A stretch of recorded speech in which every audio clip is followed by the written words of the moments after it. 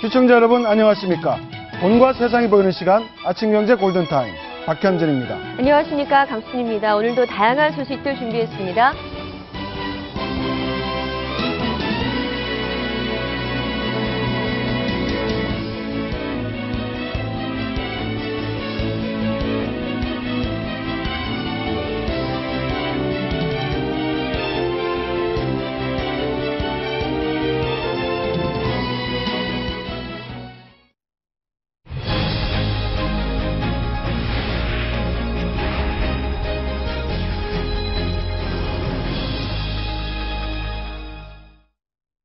네, 그동안 집을 살 때 은행에서 대출을 받으면 2, 3년간 이자만 내고 원금은 나중에 갚는 방식의 대출을 받을 수 있었는데요. 앞으로는 이런 거치식 대출을 받기 어려워질 것으로 보입니다. 정부가 가계부채 대책 일환으로 이자만 내는 거치식 대출을 점진적으로 억제하기로 했습니다. 황승택 기자입니다. 가계부채의 증가 추세는 올해도 꺾이지 않고 있습니다. 지난해 12월 1,087조 원에 달했던 가계부채는 올해 3월 기준 1,099조 원까지 치솟았습니다. 최근 가파르게 증가한 가계부채의 가장 큰 요인은 주택담보대출입니다. 전셋값이 급등하고 부동산 시장이 회복세를 보이자 내 집 마련 수요가 늘어나면서 주택담보대출이 8개월 새 무려 60조 원 가까이 급증했습니다. 특히 전체 가계대출 가운데 70%가량은 금리가 인상되면 대출자 부담이 커지는 변동금리 일시금 상환 대출입니다. 결국 금융당국이 가계부채 연착륙을 위해 칼을 빼들었습니다. 향후 신규 주택담보대출의 경우 이자만 내는 거치식 대출을 억제하고 원리금 분할 상환 대출을 유도하겠다는 겁니다. 대출 구조를 처음부터 나누어 갚아나가는 방식으로 개선을 해서 빚을 늘리는 구조에서 빚을 갚아나가는 구조로 전환하겠습니다. 처음부터 갚을 수 있을 만큼 대출이 취급되도록 유도를 하겠습니다. 감독당국은 주택담보대출을 받으려는 사람의 소득증빙 자료를 엄격히 검사하고 기존의 부채 총액을 고려해 대출 가능 여부와 금액을 정할 예정입니다. 채널A 뉴스 황승택입니다. 네, 오늘의 골든타임 박상원 공간과 미디어 연구소 소장, 이호선 숭실사이버대학교 교수, 정철진 경제 칼럼니스트, 그리고 백성문 변호사 네 분과 함께합니다. 어서 오세요. 안녕하세요. 어서 오십시오. 네, 정부가 거치식 대출을 억제해서 가계부채를 줄이겠다 이렇게 발표를 했고요. 하지만 가계부채는 줄어들지 모르지만 이자의 원금까지 갚으려면 대출자들의 부담은 상당할 것 같습니다. 앞으로 원리금을 갚아야 된다는 얘기잖아요. 그렇습니다. 네. 이제 원리금 쪽으로 전환하겠다라는 거고요. 이제 추가 대출자에 한해서 이제 거치식 대출이라고 있습니다. 이게 우리가 주택담보대출을 받을 때 당장에는 이 원금을 상환하지 않고 이자만 먼저 내면서 뭐 5년 후부터 이제 원리금을 상환하는 그런 구조인데요. 여기에 대해서 일종의 페널티를 붙이겠다. 즉 대출 금리에 대해서 뭐 많게는 0.5%포인트 이상을 더 붙이겠다는 겁니다. 네. 이렇게 되면 이제 사람들 입장에서는 거치식 대출을 포기할 수가 없으니까 어떻게든 원금을 갚는 원리금 상환 방식으로 전환시키겠다는 게 정부의 취지입니다. 근데 이제 고민을 할 것 같아요. 0.5%포인트를 더 금리를 낼 거냐, 네. 아니면 원리금 상환 부담을 덜 거냐, 두 가지에서 선택해서 고민을 할 것 같은데. 네, 근데 그 고민뿐만이 아니라 네. 지금 금융위 대책안을 보니까 이 거치식 대출을 할 때 자격을 굉장히 엄격하게 심사하겠다 이런 내용이 있거든요. 네. 이게 무슨 얘기냐면은 우리가 이제 소득 증빙을 하게 되는데 셀러리맨들 말고 이제 개인 사업자 같은 분들은 보시면 알겠지만 뭐 우리 백성원 변호사 나와 있지만 이 세금 자체, 그러니까 소득 증빙 자체를 굉장히 낮습니다. 네. 왜냐면 일종의 이제 사업비 정도로 많이 빼기 때문에 네. 이런 경우 같은 경우에는 아예 자격 자체에서 이 집을 대출을 받을 수 있는 한도를 줄이겠다는 얘기죠. 그러니까 앞으로 이래저래 이제 집을 담보로 주택담보대출을 받게 될 경우에는 웬만한 자격이 아니고서는 뭐 기존의 금액을 받을 수 없게 하겠다. 그래서 가계부채를 줄이겠다. 근데 가계부채가 얼마나 지금 심각한 상황입니까? 1,100조 원이고요. 지금 저희 나오고 있는데 증가율이 특히 굉장히 높고 지금 나오는 표는 개인 가처분 소득 대비 부채가 얼마인가. 이미 가처분 소득, 그러니까 마음 놓고 쓸 수 있는 거 돈 이상으로 가계부채, 원리금을 갚아야 되는 이 비율이 크지 않습니까? 네.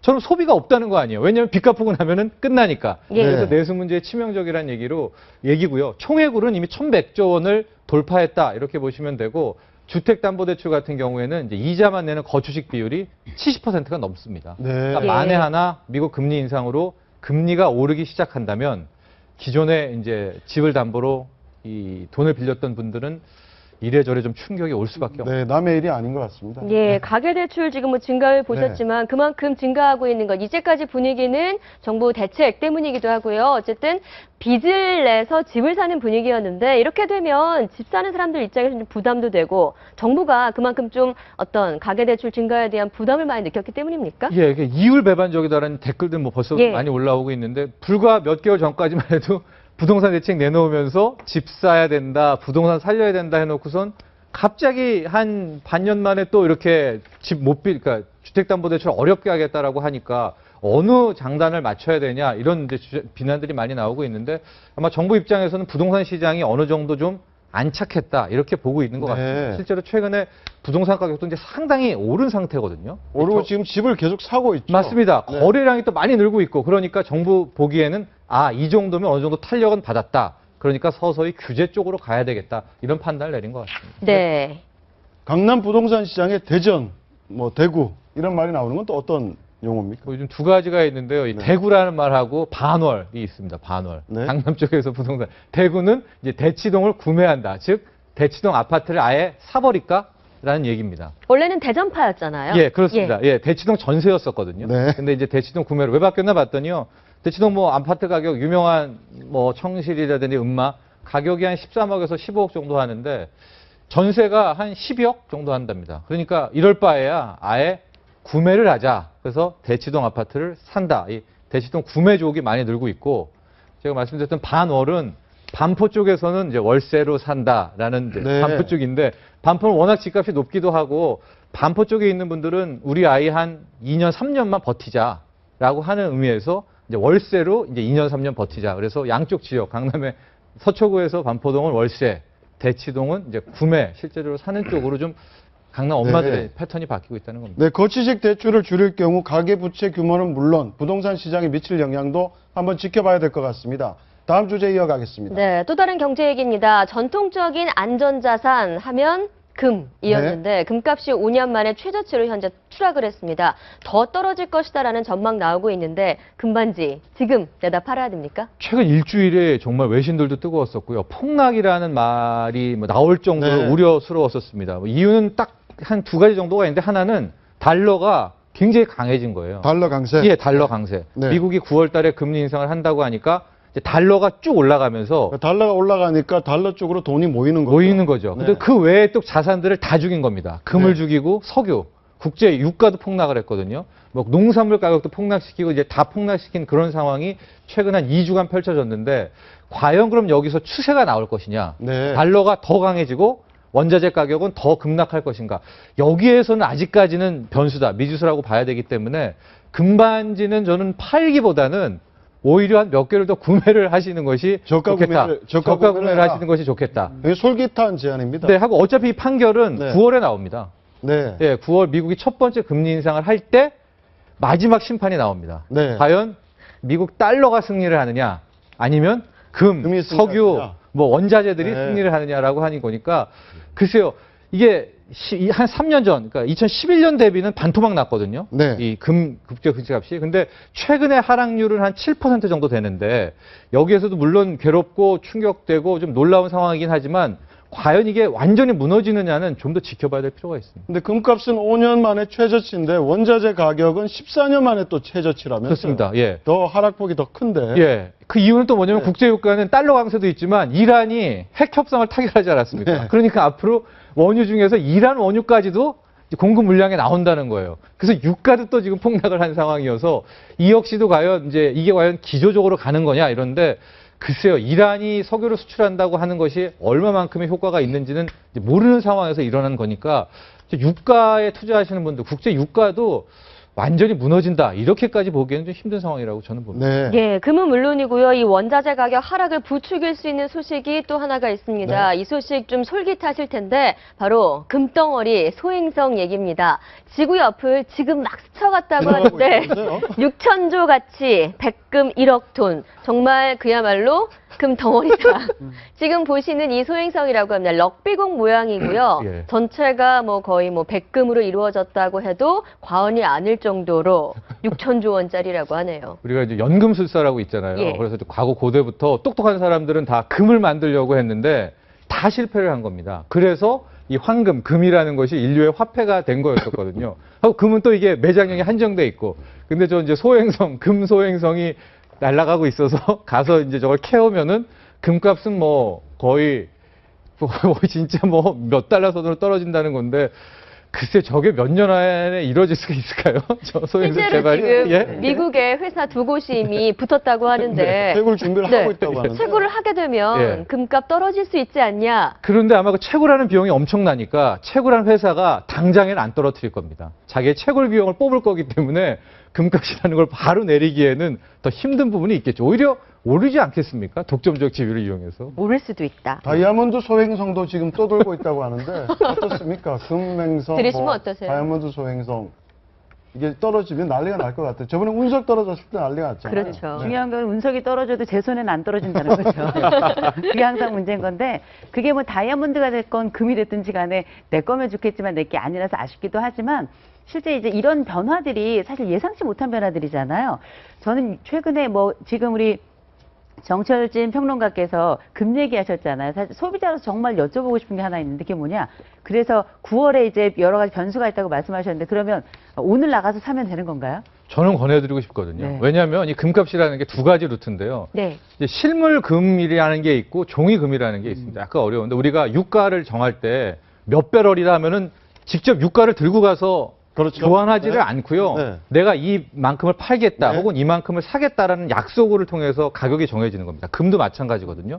그런데 지금 뭐 공매도 얘기들 많이 나오는 게 금을 내가 무한대로 갖고 있지도 않으면서도 뭐 몇 톤씩을 팔겠다라고 주문을 걸면 가격은 이 최계하에서 떨어질 수밖에 없는 겁니다. 네. 이게 바로 공매도라는 건데 실은 지금 가격 급락에는 공매도의 효과도 상당 부분 있어서 네. 저는 오히려 이 종이금을 믿지 말고 실물금, 금반지 하나라도 이 금덩이를 손에 쥐고 있는 것이 훨씬 유리한 투자법이다. 네. 이렇게 권해드리고 싶습니다. 알겠습니다. 금덩어리 소행성 채굴까지 얘기가 나오고 있는데요. 금값은 영원한 관심 있는 주제인 것 같습니다.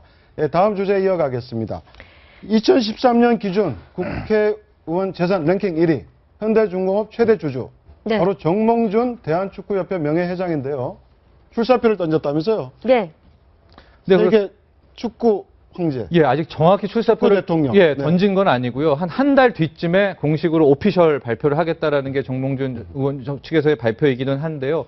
현재 이제 블래터 회장이 이 부정부패 때문에 연일 타격을 받고 있고 특히 미국에서 가만히 있지 않겠다라는 정도, 뭐 FBI까지 동원한 그런 상태이기 때문에 아마 정몽준 부회장 같은 경우에 상당히 기회가 될 수 있다. 특히 2013년인가요? 이제 부회장 탈락되고부터 거의 피파에서는 지금 정몽준 씨 같은 경우에는 지금 외면당하고 있는 상황이어서 이번 회장 선거가 또 하나의 본인 입장에서도 다시 한번 피파에 들어가는 중요한 기회가 될 것 같습니다. 네. 예. 네, 피파가 지금 부패 집단으로 욕을 먹는 상황에 대해서 책임감을 느낀다라면서 정명예 회장 출마 의사를 현재 한 달 후에 공식적으로 이제 밝힐 예정이라고 하는데요. 자, 피파를 이렇게 욕먹게 한 장본인 현 회장인 제프 블라터인데 국제축구연맹 집행위원회에서 가짜 돈다발 세례까지 받았다고 합니다. 그 굴욕의 장면 직접 한번 보시죠.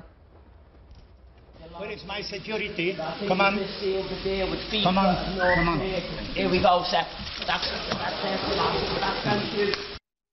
네, 바로 피파 연차 네. 총회 출입 기자회견장에서의 모습인데 등장했던 사람이 영국의 코미디언인 사이먼 브로드킨이라고 하고요. 이 피파의 부패에 항의하는 뜻으로 블래터 회장에게 내가 북한 대표다. 얼마면 뭐 피파를 개최할 수 있겠느냐. 월드컵을 이렇게 지금 망신을 준 거죠. 아, 저기 북한 인공기를 달고 그렇죠. 있는 거죠. 네, 북한 인공기를 달고 북한이 나는 북한 대표인데 월드컵 개최하려면 돈을 얼마나 주면 되느냐. 그러면서 그만큼 비꼰 거죠. 예, 돈을 뿌린 겁니다. 저건 블라터의 권력 영상인 동시에 북한의 권력의 영상인 것 같은데 하필이면 북한을 했는데 어쨌든 블라터라는 게 피파 회장 자리는 엄청난 자리입니다. 네. 예산 규모도 그렇고 뭐 여러 가지인데 뭐 전임 그 피파 회장은 내가 전 세계 정상들 뭐 누구도 만날 수 있다 할 정도로 뭐 대단한 영향력을 갖고 있고 또 축구 자체가 뭐 어쨌든 월드컵이 올림픽보다 실제로는 크다고 그러잖아요. 그런 영향력이 있는데 블라터가 압도적 영향력이 있었죠. 5기 연임을 했기 때문에. 네. 이제 블라터 체제가 기운다고 본다면 만약에 정몽준 회장이 뭐 차기 이 피파 회장이 된다면 국내 대권한 거 못지않게 정말 네. 대단한 자리에 간 거 아니냐. 네. 이렇기 때문에 뭐 저희들로서는 정몽준 회장이 뭐 축구계는 잘 모르지만 정말 됐으면 소원이었겠다 이런 뭐 생각이 피파 회장으로 나가시면 일단 내년 총선은 거의 사실상 안 나가신다는 거거든요. 네. 그러니까 그때 그런 얘기 있었잖아요. 피파 회장 출마하실지 뭐 종로 지역구를 찾아가실지 뭐 이런 얘기가 있었는데 이쪽으로 마음을 굳히신 것 같고 지금 생각보다 피파에서 이런 얘기까지 나와요. 그러니까 피파를 마피아 집단 같다라고 누가 비난을 했더니 아니 이건 마피아를 모독하는 얘기다라는 얘기가 나올 정도로 피파 마피아도 그러지는 않는다라는 얘기가 나올 정도로 피파 내부가 썩어 있다는 얘기가 많은데 네. 정몽준 회장 입장에서는 17년 동안 일단 피파에 몸을 담았었는데 그런 내가 몸담았던 피파가 이렇게 욕을 먹는 거에 대해서 책임감 느낀다고 하시는 것 같고 당선 여부를 떠나서 뭔가 그런 의지를 보여주겠다라는 뭐 그런 한 일환으로 출마를 뭐 선언하실 것 같다는 생각이 근데 백성문 변호사께서 정치와의 결별 얘기도 언급을 했는데 어떻게 보세요? 실제 이렇게 피파 회장 출마를 하고 만약 당선이 된다면 국내 정치와는 아무래도 좀 멀어질 수밖에 없는 거 아닙니까? 그건 좀 다른 게 뭐냐면 정몽준 의원이 이제 대선 후보급이잖아요. 네. 네. 근데 정몽준 의원이 2002년도 노무현 전 대통령과 단일화 원샷 경선을 했을 때 그때 왜 대선 후보급으로 급부상했습니까? 2002년 월드컵 때문이죠. 네. 그렇기 때문에 정몽준 회장이 정치인으로서의 급부상, 선수, 뭐 국회의원 한 번 더 한다 안 한다는 것은 본인한테는 큰 의미가 없고 만약에 피파 회장이 되고 이거 축구와 본인의 정치적 인기가 같이 갔기 때문에 피파 회장이 된다면 일약 국내에서는 차기 후보, 예. 강력한 후보로 떠오를 가능성이 높죠. 예. 더 그렇기 큰 꿈을 때문에 꿀 수 있다. 이게 연계가 돼 있다. 네. 그러니까 정몽준의 정치 역정은 축구와 뗄 수가 없는 예. 거였고 지금까지 가장 상종가를 쳤을 때가 2002년 월드컵 때였기 때문에 예. 만약에 정몽준 전 의원이 이 피파 회장이 된다면 국내 여론은 굉장히 좋아지지 않겠습니까? 네. 기대 안 받고 그렇기 때문에 오히려 피파 회장이 정몽준 회장의 용꿈을 꾸는 데 있어서 예. 굉장히 큰 도구가 될 수도 있다 저는 이렇게. 오히려 멀어지는 게 네. 아니라 가까워질 수도 있다. 특히 상황도 지금 굉장히 조금은 유리하게 돌아갑니다. 왜냐하면 지금 이제 블래터 회장 다음으로 나오는 이제 회장 후보들이 일종의 3파전으로 굳혀지고 네. 있는데 이제 볼까요? 한 명은 이제 중동 쪽의 요르단 왕자고요. 네. 또 한 명은 플라틴이라고 유럽 쪽의 축구 선수 출신이고 아트사커의 창시자. 그렇죠. 이제 저 요르단 왕자가 이제 알리빈 알 후세인이 이제 강력하게 깃발을 들고 나왔고요. 한 명이 또 한 명이 이제 미셀 플라티니 뭐 유명한 축구 선수죠. 네. 프랑스 축구 선수인데 저분 그 다음에 정몽준 회장 같은 경우인데 실은 라이벌이 플라티니인데 지금 유럽을 요번에 한번 축출해야 된다. 하도 블래터 회장부터 몇십 년을 피파가 잡고 있어서 이런 어떤 부정부패가 쌓였다라고 해서 반유럽 쪽으로 지금 여론이 많이 돌고 있거든요. 네. 특히 미국이 굉장히 지금 다음에는 절대 유럽인은 안 된다. 그렇다면 이제 그 요르단 왕자하고 정몽준 회장이 2파전이 될 가능성이 분명히 있는데 의외로 좀 승산도 있지 않나 이런 분위기라는 지금 회원국 현황을 보면 아시아가 46개국, 네. 아프리카 54개국. 네. 어떻게 유럽을 제외하고 좀 이렇게 손을 합종 연행을 하면 가능성이 없지는 않고요. 예, 특히 북중미 남미는 절대로 유럽 안 찔 네. 겁니다, 아마.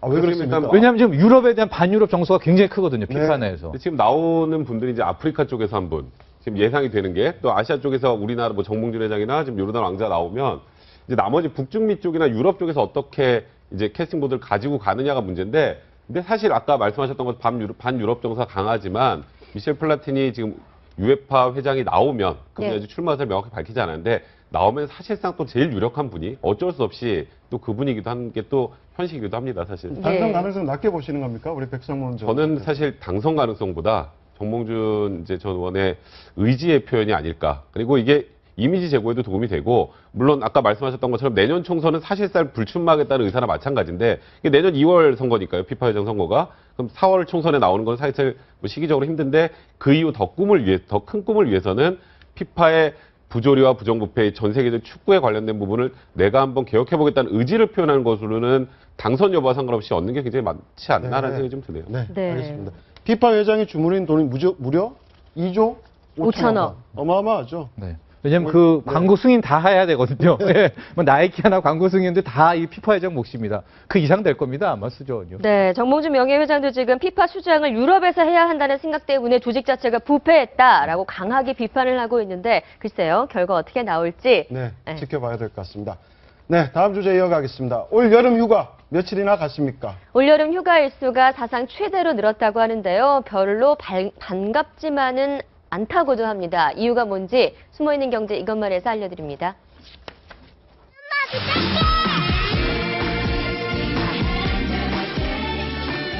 네, 유용하고 재밌는 숨어있는 경제 이것만. 오늘은 올여름 휴가가 사상 최대로 길어진 이유를 살펴보겠습니다. 경영자 총협회를 대상으로 올 여름 직원들 휴가를 얼마나 길게 보낼 거냐라고 물어봤는데요. 작년에는 평균 4.2일이었는데 올해는 4.6일로 사상 최장 기간을 기록했습니다. 근로자 입장에서는 좋은 소식인 것 같기도 한데 그 이유가 우울합니다. 불황 때문에 물건 만들어봐야 잘 안 팔리니까 생산량을 줄여야 한다라는 대답이 42%로 1위였고요. 직원이 휴가를 안 가면 연차 수당 등을 더 줘야 하기 때문이 23%였습니다. 그러니까 전체 대답의 3분의 2가 회사 비용을 줄이려고 직원들 휴가를 길게 보내겠다라는 내용입니다. 실제로 우리나라의 경우 경기가 좋으면 휴가가 줄고 경기가 나쁘면 휴가가 는다고 하는데요. 2009년 금융위기 당시 4.4일이었는데 올해는 그보다도 늘어난 4.6일이라고 하니까 길어진 휴가가 그리 반갑지만은 않네요. 그럼 숨어있는 경제 이것만. 다음 시간에는 더 유익한 정보 가지고 돌아오겠습니다. 내 인생은 짧다. 바람을 피우라. 네. 라고 부추기는 이성 교제 사이트가 등장했는데요. 바로 이 사이트가 해킹을 당했습니다. 그래서 떨고 있는 기혼 남녀들이 많다고 하는데 예. 이 내용 백성문 변호사가 전해드리겠습니다. 네, 인생은 짧다. 바람을 피워라. 네, 글로벌 불륜 조장 사이트 애슐리 메디슨의 슬로건입니다. 네, 이 슬로건을 들어보시면 아니 이런 데를 가입하는 사람이 있겠어라고 하실 텐데 전 세계 50개국에서 회원이 3,700만 명에 이르고 우리나라에서도 무려 회원이 19만 명에 이릅니다. 이 문제는 애슐리 메디슨이라는 곳에 들어가는 건 쉬우나 나오는 게 참 어렵습니다. 들어갈 때는 참 회원 가입이 쉬운데 나갈 때 내가 이 사이트에 계속 가입하면 안 되겠다라고 할 때 제 정보 좀 지워주세요 하면 안 지워준답니다. 돈을 10부불이나 내야 지워주는데 이번에 이 사이트가 해킹이 됐는데요. 이 해킹팀 얘기로는 지워준다고 했던 그 정보가 그대로 남아있다라는 겁니다. 그래서 지금 통상적으로 정보가 유출이 됐을 때 뭐 주민등록번호나 계좌번호나 이런 부분이 문제가 아니라 여기에는 가입을 할 때 뭐 개인의 성적 취향이나 뭐 극단적으로 누드 사진들 같은 것까지 걸어놓는다고 하니까 이것 때문에 지금 잠 못 주무시는 분들이 굉장히 많을 것 같다는 생각이 듭니다. 네, 애슐리 메디슨이 도덕성 논란에도 불구하고 영국 런던 시장 통해서 IPO, 네. 기업 공개까지 추진하고 있다는데 그 정도로 사업이 잘 됩니까? 네, 방금 이제 회원수 말했는데 전 네. 세계 50개국에 3,700만 명이 있고요. 연 매출이 1억 달러가 넘습니다. 그러니까 한 1,200억이 넘으니까 네. 우리나라의 웬만한 이제 신문사 정도 매출 그렇죠? 네, 네. 네, 이상 되는 거고요. 한국에서도 벌써 뿌리내린 지 얼마 안 됐는데 한 19만 명 정도가 가입돼 있고 올해도 83억 정도, 뭐 내년엔 100억 이상으로 이제 커갈 수 있는 그런 사이트가 되고 있는 사업 비즈니스 자체로는 이 정도의 성장성을 갖고 있는 비즈니스는 별로 없죠. 요즘 찾아보기 네. 힘들 정도의 그런 사업입니다. 네. 네, 사이트 담당자가 말하길 사업의 성공 가능성으로만 놓고 보면 아시아에서 가장 유력한 시장이다라고 이야기를 하고 2020년에는 한국 시장이 바로 전 세계 시장에서 3위 정도를 차지할 거다라고 전망을 하고 있습니다. 네. 아까 백성문 변호사가 브리핑에서 말씀드렸듯이 이미 우리나라 가입자가 19만 명. 한때 사이트가 폐쇄됐다가 다시 간통죄 폐지 이후에 부활했어요. 그러니까 이게 작년 3월에 사실 들어왔었어요. 네. 근데 제가 말씀드렸던 아까 슬로건이 굉장히 자극적이잖아요. 그러다 보니까 국민 정서에도 맞지 않고 간통죄도 남아있는 상황에서 이런 사이트는 사회 풍습에 반한다는 취지로 방통위에서 폐쇄 조치를 했거든요. 그런데 이제 간통죄가 폐지되고 사실상 막을 법적인 명분이 없어진 거예요. 그리고 딱 들어오자마자 아까 말씀하셨던 것처럼 거의 폭발적인 성장세를 보이면서 19만 명이나 가입을 했는데 이 가입하신 분들 얘기를 들어보면 뭐 그냥 단순한 개인정보 수준을 넘어선 내용들을 굉장히 많이 넣어놓거든요. 네. 그래서 당연히 이게 문제가 되면 탈퇴를 하면 될 거라고 생각하시는데 탈퇴할 때 개인정보를 안 지워준답니다. 그게 가장 큰 문제래요. 지금 그럼 현 불법 시점에서. 아닙니까? 불법은 아니죠. 꼭 지워줘야 될 의무까지는 없거든요. 그러니까 이걸 지워주는 대가로 19불 정도를 받는데 그 매출이 작년에 200억이라고 하더라고요. 아, 네. 지워주는 대가로 지워주는 대가로 받는 19불. 금액만. 예. 그것도 굉장히 좋은 장사라는 근데 생각이 해킹을 한 들었는데. 의도가 바로 그거라고 합니다. 이게 사이트에서는 지워준다고 했는데 실제 네. 지우지 않았다. 네. 그걸 우리가 한번 증명을 해 보이겠다. 그러니까 지우지 않은 정보들, 은밀한 정보들을 이번에 다 해킹한 건데요. 어떻습니까? 이렇게 한국에서도 이렇게 인기가 높은데 2020년에 한국이 3위까지 올라갈 거라고 이 사이트가 예측을 했거든요. 예. 이 가입하는 뭐 심리. 왜 가입하는 왜 겁니까? 가입하는 겁니까? 호기심입니까? 잘 아시지 않습니까? 사실은 우리가 몰래한 사랑은 어떤 걸까? 더군다나 이 애슐리 매디슨이나 아니면 우리나라 한국에도 기혼자닷컴이라는 게 있잖아요. 예. 이쪽에서 주로 사람들이 가입하는 이유를 보면 실제 내가 어렵지 않게 상대방의 취향을 먼저 확인할 수 있고요. 외모뿐만 아니라 그 사람이 어떤 성적 취향을 가지고 있는지에 대해서 아주 자세하게 적고 그걸 바탕으로 해가지고 내가 파트너를 갖고 특별히 이게 익명 그러니까 외부로는 절대 그 보안이 발설이 되지 않고 지켜진다라고 하는 아주 강력한 신뢰감이 있는 것 같아요. 근데 이제 이번에 해킹을 당하면서 이게 무너져버린 이런 상황이 돼버렸는데 문제는 우리가 다들 여러 가지 뭐 몰래한 사랑에 대한 호기심이 다 있긴 하지만 예. 동양 문화라는 건 어떤 것이냐 감추어놓고 이 수치와 명예 코드를 가지고 있는 문화에서는 자기의 수치가 드러나지만 않는다면 이 욕망은 항상 가지고 가고 이 욕망을 어떻게 내가 할 수 있는 차원에서 드러날 것인가를 늘 고민하는 게 사실 이 동양 문화가 가지고 있는 맹점이기도 하거든요. 예. 애슐리 매디슨이 이걸 정확하게 읽어낸 거죠. 그리고 얼마 안 지나서 특별히 아시아 그중에서도 한국 사람들의 이 성적 호기심이나 이 적극성이 아마도 이 3위라고 하는 랭킹까지 올라가지 않겠는가 이런 해석을 내놓은 거라고 봐야 되겠죠. 근데 이제 간통죄가 폐지가 됐지만 이런 사이트가 한국에서 계속 운영되는 거 법적인 문제는 없습니까? 사실 그 사이트를 막을 또 방법은 없긴 해요. 작년에 간통죄가 있을 때는 네. 불륜을 조장해서 소위 말하면 성매매 알선이 되는 경우도 있고, 그러니까 성매매 알선까지 가게 되면 문제가 되겠지만 그게 아니라 이 회원 내에서 자유롭게 만나서 소위 말하는 불륜을 저지르는 것, 과거에는 형사적으로 처벌을 받았지만 지금은 처벌을 받지는 않잖아요. 예. 그러니까 딱히 제재 수단이 없는 겁니다. 그러다 보니까 그 이후에 간통죄 폐지 이후에 다시 들어와서 지금까지 이렇게 확장을 하고 있는 거고, 지금 이번에 해킹하는 팀에서 또 문제 삼은 게 아까 말씀드렸던 것 지워주기로 해놓고서 안 지워줬다 돈만 받고 이것도 다른 하나 이유가 있고 있다면서요. 또 하나는 예. 이 사이트 내에 그런 부분이 있대요. 그러니까 젊은 여대생과 중년 남성을 연결해주는 부분이 있는데 네. 그거는 폐쇄하라. 그러니까 그걸 생각보다 폐쇄하라. 이 해킹팀이 네. 굉장히 올바른 행동을 하는 것 같다는 생각이 들 정도로 네. 이런 부분도 문제 정의롭네요. 삼았어요. 네, 예. 이런 부분도 문제 삼았는데 일단은 지금 애슐리 메이슨 측에서는 그러니까 일단은 해커가 침입했다는 것까지는 인정을 하는데 개인정보가 나갔다 부분은 아직 인정 안 하고 있거든요. 그래서 네. 애슐리 메이슨에서 어떻게 대응할지 좀 지켜봐야 될 것 같습니다. 근데 실제 이 개인 정보를 어디 웹사이트에 띄운다든지 하면 굉장한 파장이 일어날 것 같아요. 글쎄 일파만파일 것 같고 지금 여기 나오는 거 보면은 아마 제가 알기로는 직업이나 이런 것들이 거의 본인들이 직접 그렇죠. 네, 사실에 적시를 한 것 같거든요. 예. 이게 정말 엑셀 파일이나 리스트로 돌게 된다, 이게 유출이 된다라고 하면 우리 사회 이것 또한 거의 한 석 달 이상, 메르스 이상의 뭐 큰 파장을 일으킬 것 근데 같아요. 직업이나 그런 개인정보뿐만이 아니라 공식적인 개인정보뿐만이 아니라 굉장히 은밀한 개인적인 사생활 정보까지 입력을 해야 한다면서요. 그러니까 여긴 문제가 이게 단순히 내가 회원 가입했습니다가 아니라 회원을 가입해서 누군가를 만나야 되잖아요. 그럼 내가 어떤 사람을 원하는지, 어떤 취향을 가지고 있는지 이런 부분까지 전부 다 써놓고 뭐 심지어 여성분들 같은 경우에는 뭐 누드 사진을 걸어놓는 경우도 있다고 하더라고요. 예. 근데 그런 게 다 유출이 되면 문제가 이제 그냥 있죠. 단순한 개인정보 유출을 넘어서기 때문에 네. 굉장히 지금 이 시간을 떨고 계신 분들이 많을 것 같고요. 앞에 소장님도 얼굴 표정이 안 좋으시네요. 왜 말이 없으시죠, 소장님? 아니 근데 왜 백승민 변호사는 이런 좋은 사이트를 미리 알려주지 않나 해서 예. 네. 근데 아무튼 우리가 지금 방송을 하면서도 뭐 이걸 좀 홍보해 주는 게 아닌가 이 사이트를 뭐 이런 아, 그럴 수도 걱정도 있겠네요. 있는데 어쨌든 별 해결한 일이 다 있다 이런 생각이 듭니다. 네, 알겠습니다. 오해는 없으시길 바라고요. 다음 예. 주제 이어가겠습니다.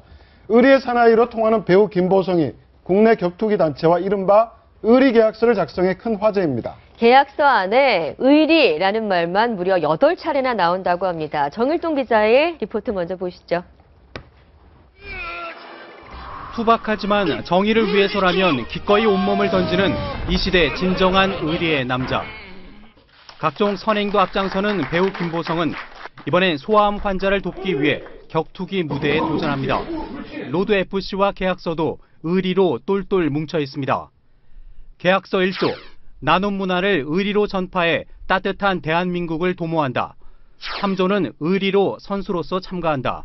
계약서에 의리라는 말만 8번 나옵니다.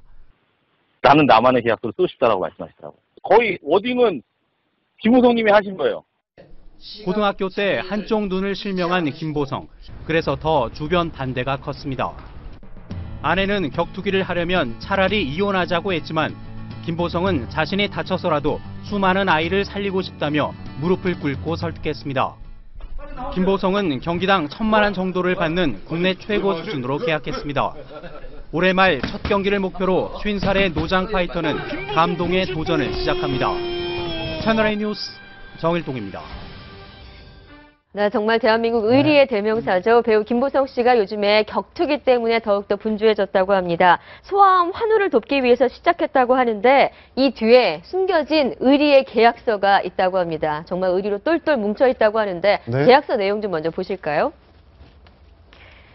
네, 일단 1조 1항부터 굉장히 다르다고 합니다. 나눔 문화를 의리로 전파하여 따뜻한 대한민국을 도모하려는데 그 목적이 있다. 의리로 선수로서 참가를 한다. 그리고 지금 무려 계약서 한 장에 의리라는 단어가 8번이나 등장을 합니다. 매 경기마다 나눔의 의리로 파이트머니, 즉 입장권 판매 수익금도 전액 기부한다라고 밝히고 있습니다. 네, 나눔의 의리로 전액 기부한다. 저는 재미난 표현. 개인적으로는 네. 이 이종격투기의 매니아인데 저게 이제 굉장히 씁쓸한 한 장면입니다. 예를 들어서 지금 김보성 씨가 아무리 평소에 운동이 잘 돼 있다 하더라도 그 직업 선수들하고 하면 굉장히 위험하고 예. 경기가 가능하지가 않습니다. 근데 역설적으로 왜 로드 FC에 시작을 했냐면 한국의 이종격투기 시장이 굉장히 좀 왜소하기 때문에 일종의 좀 프로모션 차원에서 한 게 아닌가 한데 그 김보성 씨 부인은 걱정할 수밖에 없는 게 물론 이제 룰이 있고 뭐 복싱만큼 위험하지는 않고 어느 정도 심판이 있고 하지만 사실 다칠 가능성이 굉장히 많거든요. 네. 자기가 이제 시인인데 시인이 직업 그 프로 격투기 선수하고 이제 시합을 한다는 건 굉장히 좀 어려운데 뭐 긍정적으로 본다면 로드 FC를 좀 흥행을 홍보하는 측면, 그다음에 수익금을 뭐 소아암 어린아이들 돕는 데 쓴다는 좋은 취지가 있지만 어찌됐든 간에 김보성 씨의 용기에 저는 좀 박수를 보내고 싶다. 저게 가능한 일이 아니거든요, 사실은. 근데 어찌됐든 뭐 대단한 결심을 했다라고 저는 봅니다. 네, 아내에게 정말 무릎까지 꿇으면서 하게 해달라라고 빌었다고 하는데 좀 어려운 이유가 있습니까? 나이도 있지만. 그렇죠. 이제 제가 김보성 씨하고 그 여러 예능 프로그램에서 몇 번 이제 같이 방송을 한 적이 있었는데 이분뿐만 아니라 이분 주변에 있는 분들이 한결같이 하는 이야기는 이분의 의리는 거짓이 아니다. 이렇게 이야기할 정도로 평생 살아오면서 지나가다가 싸움이 붙으면 들러붙어서 같이 싸우다가 경찰서에 간 일이 한두 번이 아니고 머리 깨진 일이 한두 번이 아니라 그러더라고요. 네. 근데 그게 단순히 어떤 싸움에만 끼어드는 것이 아니라 전반적으로 요새 뭐 국정원이다, 요새 뭐 그 이제 상주의 할머니 뭐 여러 의혹들 관련해 가지고 좀 뒤숭숭한 이야기들이 많은데 저는 사실 김보성 씨 이 이야기를 들으면서 참 따뜻한, 오래간만에 따뜻한 이야기를 듣는다 생각이 들었던 게 계약 자체가 처음에 내가 그 들어갈 때 모든 계약금뿐만 아니라 전체 3회 정도 이제 출전을 하게 될 텐데 그 비용 전액을 소아암 환자들, 어린아이들 위해서 기부하겠다. 그리고 그 취지에 맞서서 그 계약서 조건을 걸었다 그래요. 로드 FC 측에다가 나뿐만 아니라 로드 FC 그 입장료 전액도 같이 좀 이렇게 해달라 그랬더니 기꺼이 또 로드 FC 측에서도 우리도 그럼 그렇게 하겠다. 이런 계약서는 아마 로드 FC라고 하는 아주 상업적인 입장에서는 굉장히 이례적인 일일 것이고 특별히 이런 것들이 로드 FC가 가지고 있는 공격성뿐만 아니라 나중에 그 자체가 가지고 있는 방향이나 세상을 어떻게 하면 좀 따뜻하게 만들 것인가에 대한 새로운 눈을 뜨게 하는 좋은 기회가 되지 않을까 싶습니다. 근데 이번에 사실 김보성 씨가 저는 약간의 의도도 있다고 생각해요. 좋은 의도겠지만 최근에 이런 적이 있었어요. 그 인터넷으로 떠도는 찌라시에 모 영화 촬영장에서 남자 배우가 여자 배우를 성추행했다. 근데 그 대상이 김보성 씨라고 이제 돌았단 말이에요. 그거 가지고 이제 명예훼손으로 적극적으로 대응한다고 하셨는데 그때 뭐 어쨌건 당사자가 아니라고 지금 영화 관계자들 얘기를 하곤 있으나 이미지 실추가 있었던 건 사실이거든요. 네. 그 이미지 회복 차원에서 이거보다 좋은 건 없죠. 그리고 저도 이번에 계약서를 보고 난생 저도 이제 변호사라면서 정말 많은 계약서를 봤는데 이런 계약서는 처음 봤습니다. 일단 그 여배우도 이제 뭐 성추행과 관련된 네. 여배우도 김보성 씨는 아니다. 아니다라고 네, 이야기를 하고 부인을 했고요. 예, 네. 있는 부분이긴 한데 가족들 입장에서 이제 좀 걱정이 되는 이유가 나이도 올해 아홉이죠, 만 49이고 그리고 뭐 왼쪽 눈 자체가 약간 또 실명을 했다고 하더라고요. 근데 실제 스파링을 하는 장면을 보니까 그래도 나이도 무색하지 않고 뭐 잘 하더라고. 한번 보시죠. 네, 첫 번째 스파링 상대가 바로 개그맨 윤형빈 씨입니다. 네. 윤형빈 씨 또한 로드 FC 좀 진출해서 나갔었죠. 굉장히 또 혁혁한 그런 결과를 또 이끌어내지 않았습니까? 그래서 첫 번째 스파링 상대가 바로 윤형빈 씨였다고 하는데 지금 스파링하는 모습 보면 굉장히 최용만 씨와도 스파링을 했네요. 근데 저게 이제 그러니까 프로모션 차원에서 뭐 아까 말씀 로드 FC도 홍보하고 또 이제 김보성 씨도 뭐 하는 측면이 있는데 시합 자체만 놓고 보면 저런 정도의 운동을 해가지고 뭐 프로 선수 이제 계약 내용에 보면 실제 프로 선수와 시합을 하겠다라고 돼 있는데 그거는 그야말로 그 어른과 아이와 싸우는 거와 같은 거라고 보면 되기 때문에. 그래서 김보성 씨가 이제 아주 베테랑들은 아니고요. 그러니까 한 5회에서 8회 정도 출전해 본 그 분들하고 한번 해보고 싶다. 그러니까 나도 그냥 가서 마치 그 어떤 쇼를 하는 것처럼이 아니라 진짜 프로들하고 해보고 싶다라고 하면서 이야기를 했는데 제가 김보성 씨를 가까이 보면서 느낀 건 뭐냐면 정말 탄탄하고요, 몸이. 그리고 아주 어려서부터 태권도나 이런 것들로 그 다져진 몸이기 때문에 사실은 의도만큼 몸이 따라갈지는 잘 모르겠어요. 더군다나 50이 넘는다는 건 그만큼 체력적 소모가 아주 크다는 거고 저는 개인적으로 제가 그 뭐 김동현 선수의 아주 큰 팬이기 때문에 그 경기를 볼 때마다 야 너무너무 힘든 경기구나 이런 생각은 들긴 하지만 의도 하나만으로도 저는 굉장히 의미가 있을 거라고 생각해요. 근데 실제 연예계는 이렇게 주먹, 펀치에 꽂힌 연예인들이 많죠. 네. 뭐 여성 복서 이시영 씨도 있고요. 유명하죠. 네. 그리고 또 김보성 지금 격투기 데뷔 예정이고 좀 전 스파링 파트너였던 바로 개그맨 윤영빈. 그에 앞서서 2014년 격투기 데뷔했고 이승윤 씨도 있었고 이시영 씨 같은 경우에 보면 사실 복싱계 쪽에서도 이시영 씨가 들어감으로써 뭔가 이렇게 업의 발전이라고 할까요? 홍보 효과가 분명 있긴 있었던 것 같아요. 아마 그거 이시영 씨가 특히 잘해서 그랬던 것 같고요. 이번에 이제 김보성 씨 같은 경우에도 경제적 파급 효과가 좀 있으려면 어느 정도 수준 이상은 보여줘야 될 것 같습니다. 근데 저도 살짝 걱정되는 게 이게 로드 FC가 타격만이 전부가 아니거든요. 일단 뭐 테이크아웃 다운 당하고 난 다음에 이제 누워서 하는 기술들, 뭐 주짓수 기술 이런 것들이 같이 엄마될 것 같은데 자칫 잘못하면 정말 1분 내에 끝나버립니다. 그러니까 오히려 잘 하려면 지금 뭐 기간 얼마 남지 않았지만은 좀 더 수준을 업 시키는 것이 훨씬 더 중요한 포인트가 아닐까 보여집니다. 네, 알겠습니다. 소아 환우를 위한 나눔의 의리로 격투기 데뷔 이전을 이어나갈 김보성 씨. 부디 부상 없이 정의로운 무대, 의리 무대 만들어주시길 바라고요. 다음 주제 이어가겠습니다. 이번엔 정치권 얘기해보도록 하겠습니다. 박근혜 대통령 어제 국무회의에서 정치인 출신 장관들을 향해 경고장을 보냈습니다. 벌써 두 번째 경고인데요. 그 내용부터 한번 들어보시죠. 모든 개인적인 일정은 내려놓고 국가 경제와 개혁을 위해서 매진해 주시기를 바랍니다. 이 두 번째 경고, 왜 이렇게 거취에 대해서 언급이 잦은 겁니까? 일단 어제 이제 국무회의에서 한 16분 정도 4대 개혁대에 대해서 거의 이제 대통령께서 강의하듯이 국무위원들한테 이제 쭉 얘기를 했는데 그 다음에 이제 이 얘기가 나온 부분인데 어쨌든 박근혜 정부로서는 예를 들어서 우리가 지금 시계를 내년 1월로 돌려보면 어떻겠습니까? 온통 총선 전국으로 휘말려 들어갈 겁니다. 선거 얘기, 선거 얘기, 또 우리 프로에서도 아마 선거 얘기를 매일 하게 될 것 같은데 그렇기 때문에 올해가 이제 일할 수 있는 골든타임이고, 그 다음에 이제 4대 부분 개혁이 간단한 일은 아니지 않습니까? 그렇기 원래 하반기가 일할 수 있는 5개월 마지막 동안에 만약에 성과를 내지 못한다면 이런 이제 위기의식이 대통령께서도 갖고 있는 것이고, 그렇기 때문에 뭐 당정청 회의 통하고 그저께는 김무성 대표가 노동개혁 얘기했고, 어제는 또 대통령이 또 뭐 4대 개혁 얘기했는데, 근데 사실은 첫 번째 경고가 있음에도 불구하고 김희정 여성가족부 장관은 기자들하고 만나서 건배제의를 3선, 이제 재선 의원이니까 뭐 이런 얘기도 하고, 또 뭐 언론에서는 황우여 교육부총리 같으면 토일은 거의 인천 연수구 지역구에 내려가 있기 때문에 뭐 공무원들이 볼 수가 없다. 거기다가 이제 막 1월쯤 되면 이제 사표를 해야 되는 거 아닙니까? 이제 출마를 하려면. 그러면 공무원들이 또 어떤 사람입니까? 저 양반은 뭐 몇 달 있으면 나갈 사람인데, 뭐 그러면 또 이렇게 영이 안 쓸 가능성도 있지 않습니까? 그렇기 때문에 뭐 그런 부분을 포괄적으로 좀 다 잡는, 그래서 이례적으로 박근혜 대통령께서 이제 똑같은 문제에서 두 번 경고를 하는, 그러니까 박근혜 대통령의 경고는 보통 사람의 경고하고 조금 강도가 다르기 때문에 그것도 두 번이나 나왔다. 뭐 이런 경우에는 이제 배지를 달고 국무위원 된 분들이 어제는 좀 약간 모골이 송했지 않을까. 특히 황우여 교육부총리나 김희정 여성가족부 장관은 내보고 말씀하시는 건가 뭐 이랬을 것 같은데, 어쨌든 대통령 입장에서는 꼭 뭐 출마가 불가능하다 이런 측면보다는 지금은 집중해야 될 때다. 지금 집중하지 않는다면 큰일 난다. 뭐 이런 부분을 좀 강조하기 위해서 하신 말씀이 굉장히 중요한 지적을 하셨는데, 내년 1월 14일까지, 그러니까 선거에 출마하려면 내년 1월 14일까지 공직에서 물러나야 되지 않습니까? 물러나야 되는데, 계속 이런 메시지를 던지면 부처 공무원들 누가 일하겠습니까? 그러니까요. 그러니까 사실 근데 최초에 이제 정치인 출신들 장관들 입각할 때부터 이거 시한부 장관들 아니냐라는 얘기는 애시당초 있었어요. 이분들이 내년 총선 꿈을 접고 계속 그걸 포기하고 끝까지 일할 수 있냐에 대해서 굉장히 퀘스천 마크가 있었는데 그거에 관련해서 지금 말씀하셨던 가장 큰 문제가 공무원들이 어떤 분들이에요. 그냥 물러날 때가 얼마 안 남았으면 다음을 생각하지 여기에 최선을 다하지 않단 말이에요. 그러다 보니까 박근혜 대통령도 그렇게 경고를 하신 것 같은데 저는 하나 아쉬운 건 이 경고를 받아들인 이 장관분들께서 나 내년 총선 불출마하고 저는 최선을 다하겠다라고 하시는 분들은 또 단 한 분도 안 계세요.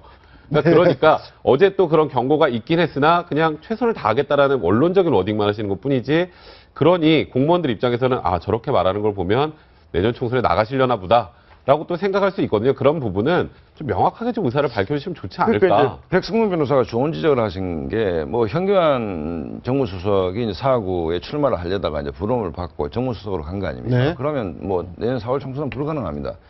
박근혜 정부의 친박 의원들을 비판하는 게 과거 정권에게 순장조가 없다는 거거든요. 대통령하고 최선을 다해서 일을 하고 대통령 임기가 끝나면 나도 그만둔다 이런 어떤 결기들이 있어야 되는데 어제 뭐 그렇게 말씀하셨으면 통상 한두 번 정도는 불출마하고 최선을 다해보겠다 이렇게 해야 이게 뭐가 박수가 손바닥으로 마주치는 소리가 나는데 또 뭐 김희정 장관 같은 경우에는 1월 며칠까지만 최선을 다하겠다 뭐 이 얘기는 좀 그렇거든요. 그러니까 어쨌든 뭐 박근혜 대통령을 도왔고 박근혜 대통령 정권을 위해서 헌신한 분들은 이 정권을 성공시켜야 되는 거 아닙니까? 그렇다고 본다면 좀 결기를 갖고 대통령의 에너지만큼 좀 받쳐주는 모습. 네. 그러니까 뭐 총선 출마 안 하겠다. 정치라는 것은 살아있는 생물이기 때문에 그러다가 또 될 수도 있는 문제이기 때문에 좀 국무위원이나 또 뭐 친박 핵심 의원들 중에 좀 살신성이 나는 이른바 정치적 순장조를 좀 자처하는 분들이 하나도 없다는 것도 좀 이례적이다. 네. 그런 면에서 좀 각성하시길 바란다. 이런 말씀을 드리고 싶습니다. 네, 박근혜 대통령 입장에서는 임기 반환점이고 이제는 뭔가 일을 해야 하는데 장관들이 계속 개인적인 행로를 보인다면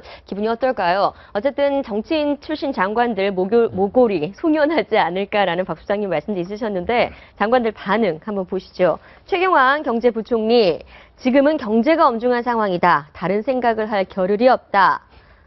예. 네, 황우여 사회부총리 겸 교육부 장관은 좀 다른 뉘앙스로 얘기했습니다. 장관직을 다하는 순간까지 교육 현안에만 매진하겠다. 네. 또 비슷한 톤이 김희정 여성가족부 장관이죠. 그렇습니다. 네. 사퇴 시한 2016년 1월 14일까지 최선을 다하겠다. 이거는 저희는 오해해서 얘기하면 지금이라도 좀 잘라주시죠. 이런 얘기 같은데 굉장히 부적절한 발언이다. 황우여 부총리하고 장관직을 다하는 순간 뭐 이거는 임명근 전 대통령의 뜻이기 때문에 뭐 다하는 순간까지 난 앞에 그 사족을 달 이유가 없죠. 난 아무 생각 없이 일에만 전념하겠다.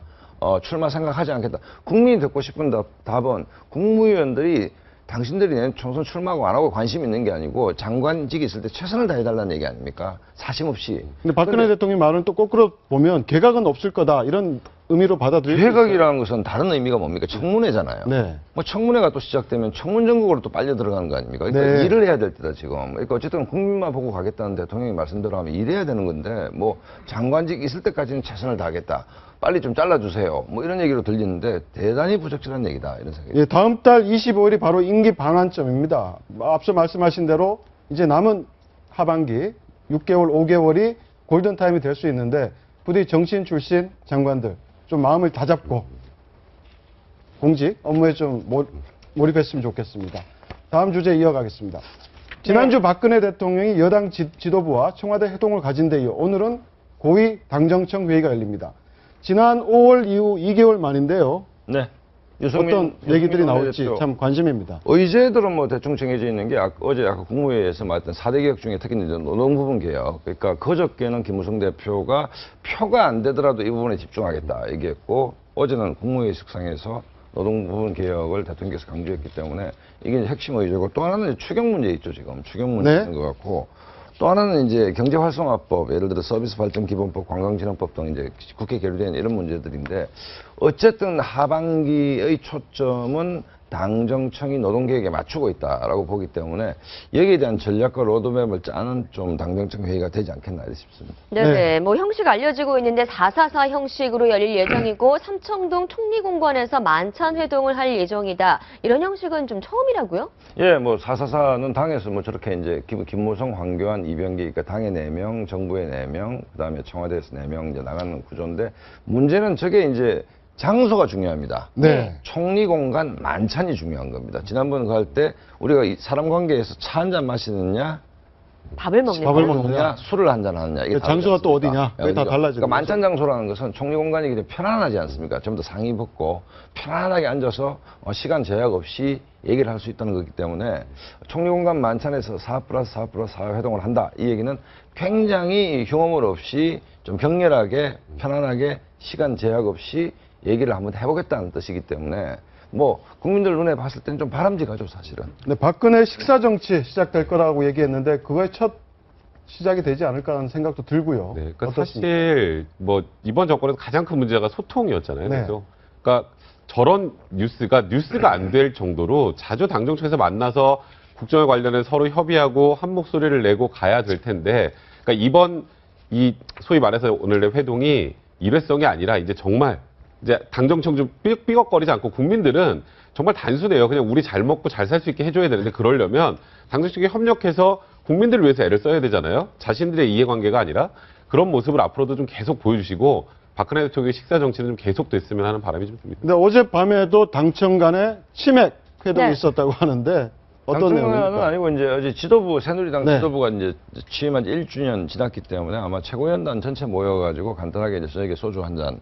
했고 2차 자리에 네. 당 3역인 이제 김무성 대표, 원내대표, 김정은 이제 정책위 의장이 옆집에 치맥집으로 옮겼는데 김무성 대표가 현경환 수석 오세요 해서 현경환 수석이 급히 나타나서 치맥을 했다 뭐 이런 내용인데 저것도 좋은 게 뭐냐면 청와대와 당이 소통이 안 된다 했는데 김무성 대표가 현경환 수석 보고 아마 말씀은 이렇게 했죠.